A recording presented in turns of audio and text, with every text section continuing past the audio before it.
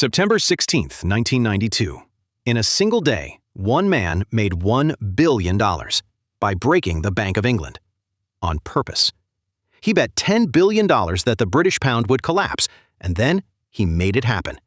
Britain's most powerful financial institution fought him with everything it had, and lost. But here is the twist. 30 years earlier, this same man was a penniless refugee, carrying strangers' suitcases for spare change. This is George Soros, and the strange idea about human nature that turned him into one of the richest and most feared men alive. To understand the trade, you first have to understand the man. George Soros was born in Budapest in 1930 into a Jewish family. In 1944, the Nazis occupied Hungary. Soros was 14. To survive, his father bought false papers and split the family apart, hiding them in plain sight under fake names. Hundreds of thousands of Hungarian Jews were murdered that year. George Soros watched, learned, and lived. That year taught him something he never forgot, that the world is not stable, that reality can flip overnight, and that the ones who survive are the ones who see the change coming before everyone else. After the war, communism swallowed Hungary, so at 17, Soros fled, alone, to London. He arrived with nothing, working as a railway porter and a waiter, sometimes on the edge of hunger while studying at the London School of Economics. At university, one teacher changed his life, the philosopher Karl Popper. Popper's idea was simple but powerful. Nobody ever has the perfect, full truth about the world. We are all just guessing and acting on our guesses. Soros took that idea to the markets, and it became his secret weapon. He called it reflexivity. Here is the simple version. Most people think the market is like a thermometer. It just measures how healthy a company or a country really is.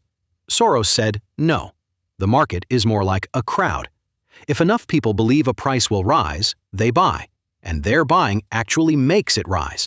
Belief changes reality, and that new reality changes belief, in a loop. So Soros stopped asking, what is this worth? He started asking, what does the crowd believe, and when is that belief about to break? Find a belief the whole world is leaning on, push at the exact moment it cracks, and you can make a fortune. In 1992, he found the biggest crack of all. In 1990, Britain joined something called the ERM, a system that locked Europe's currencies together at fixed values. To stay in, Britain made a promise: keep the pound strong no matter what. But there was a problem. Britain's economy was weak. Its inflation was triple Germany's. The pound was, simply put, priced too high. Like a house with a price tag nobody could really afford. The only way to keep that promise was to push interest rates higher and higher, which was strangling British families and businesses. Soros looked at this and saw the truth no one wanted to say out loud. Britain could not keep its promise. The pound was going to fall. The only question was when, and who would be brave enough to push first. On September 16, 1992, a day now called Black Wednesday, Soros struck. And to understand how he turned this into $1 billion, you have to understand his weapon: short selling. It sounds backwards, so follow closely. Normally, you make money by buying low and selling high. Shorting flips the order. You sell high first and buy back low later. Here is exactly what Soros did, step by step. Step 1. He went to banks and borrowed British pounds, billions of them. This money was not his. He simply promised to give the pounds back later. Step 2. He immediately sold every one of those borrowed pounds while they were still strong, swapping them for German marks and US dollars at the high price. Step 3. He waited for the pound to crack. Step 4. Once it crashed, each pound was suddenly worth far less, so he bought all those pounds back, dirt cheap, and returned them to the banks. He gave back exactly what he borrowed, but he had sold high and rebought low, and he kept the gap. Now, multiply that little gap across $10 billion, and you get a $1 billion profit. And here is the genius and the danger. The very act of dumping billions of pounds onto the market pushed the price down. So his bet didn't just predict the fall, it helped cause it. The Bank of England fought back with everything it had. It bought pounds at up to $2 billion an hour to hold the price up.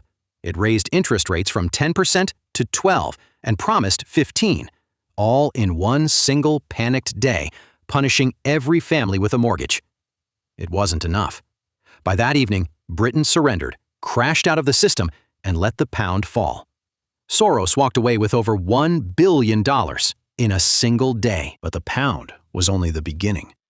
5 years later, Soros turned the same weapon on the other side of the world. In 1997, Thailand had made the exact same promise Britain once did. It tied its currency, the baht, to the US dollar and swore to defend it. And just like Britain, Thailand couldn't keep up. Soros's fund had been quietly borrowing and selling the baht, betting the peg would snap. On July 2, 1997, it did. Thailand ran out of reserves and let the baht fall. But this time, the damage didn't stop at one country. The panic spread like fire across Asia, Indonesia, South Korea, Malaysia. Currencies collapsed, banks failed, and millions of ordinary people lost their jobs and their savings. The Prime Minister of Malaysia stood up and accused Soros by name of financial warfare against entire nations. To Soros, he had simply seen another crack and pushed.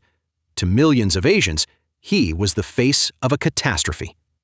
The very same skill that made him a hero in London made him a villain across Asia. What does a man do after beating an entire country?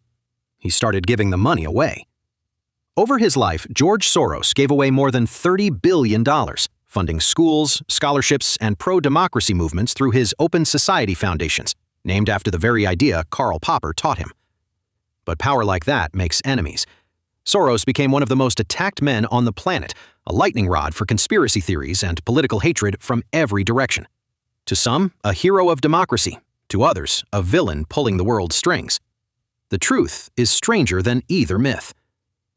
He was a boy who watched his entire world collapse at 14, and then spent his whole life betting that he could see the next collapse coming, in markets and in nations. George Soros didn't just predict when the world would break. He bet everything that he could feel it cracking, one single moment before everyone else.